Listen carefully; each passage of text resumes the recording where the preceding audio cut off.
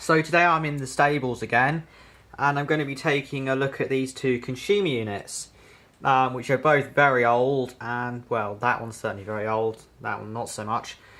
Both made by Wylex and were in the old house some time ago, before, yeah, they were replaced. So they're both like carrier fused based.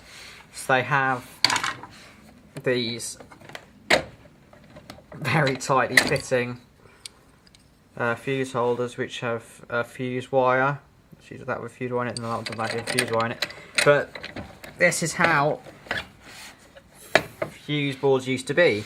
Anyway, so you see there are the range of fuse carriers there, ranging from the 15 amp one, which is a blue one, 5 amp white, which would have been for lighting circuits, and the red one, which is 30 amps, which would have been your ring main. So you'll probably also see that there's no RCD or anything on here. You would have had a separate RCD unit, such as this one here, which is a very old Chiltern one with a tripping current of 0.5 amp, which is rather a lot. You see this is quite rusted and things. This is quite an old. These are all very old. But the reason we had two consumer units is one was for the night storage heaters and one was for the main circuit. So this very much relates to the days of off-peak and on-peak tariffs.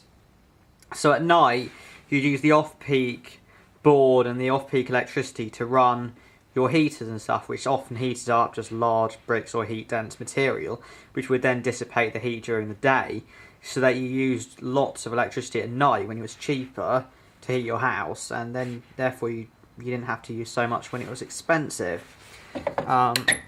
Anyway, you have to take all these fuses out to gain access to the inside, even once you've undone the two screws. So right now you can see the holder things better, and you can remove them. So now that's removed, you can see the contacts that the fuse actually sort of connects between. Obviously they're copper, and it's actually still shiny. There hasn't actually been a great deal of distortion in the entire time this board has existed.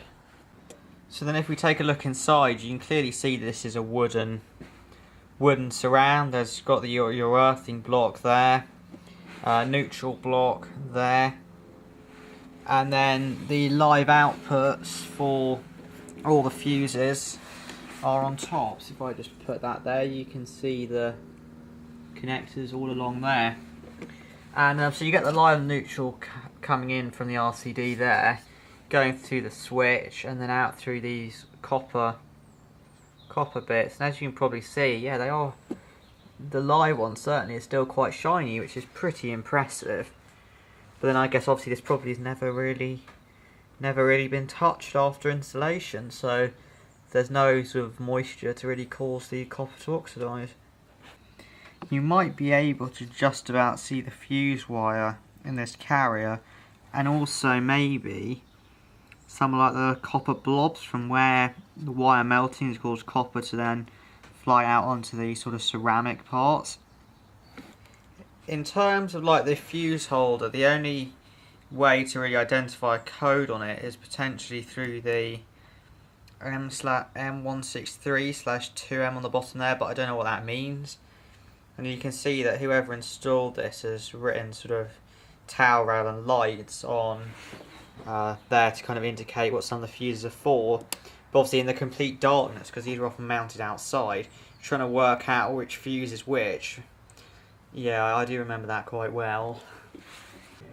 So then if we look at this one, it is rated at 100 amps, made in the UK, cat number 604, 5486, part 13, and yeah, 240 volt AC at 50 Hz. Pretty much the same thing, apart from there was an RCD here, which is why there's an open section. Can't remember what the RCD was for, but it's like a 16 amp one that never tripped, which is why it's no longer fitted to this.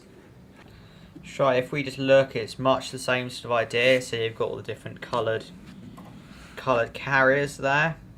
So some of these in worse condition, they've got bits broken off and stuff. And also this is held in by 4 screws rather than just the 2 of that one.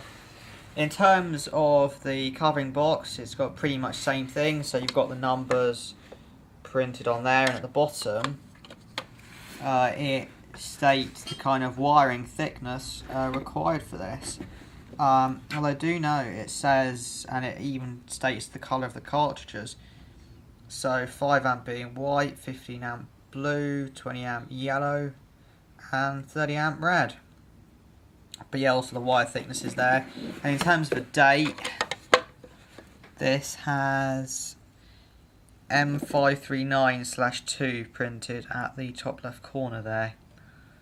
I don't know what that means, but if anyone does, let me know.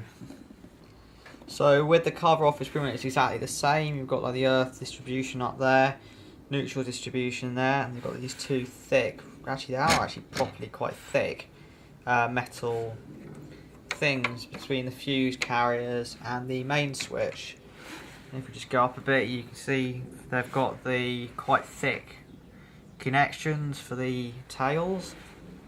So that's pretty much the inside of that one. So this is what a more modern consumer looks like. Which is one we've got in the house. So you can see all the circuits are protected by MCBs. Some of these are RCDs. Some of them are RCBOs, whatever, which have both in them. But yeah, that's pretty much what our domestic. And obviously you've got the mains cut-off switch here, which obviously I'm not going to switch off because, yeah, that would be annoying. So you can see just the current rating stuff there, but this is only one of the two consumer units we have here. So, yeah, the other one's upstairs, which I might show you in a minute. So this is what the upstairs consumer unit looks like. So if I just, see it's an MK one, so I just try and get the front off here. And that's what it looks like inside. I'm sorry it's so dark up here. Should I just open the aperture up a bit? So you see you've got the main switch there, you've got the B6, which are the lighting circuits, RCD there, which then has all the 32 amp, and the 6 amp breaker, which is for the ring mains. And you see you've got all the relevant other information there. And obviously this has been signed off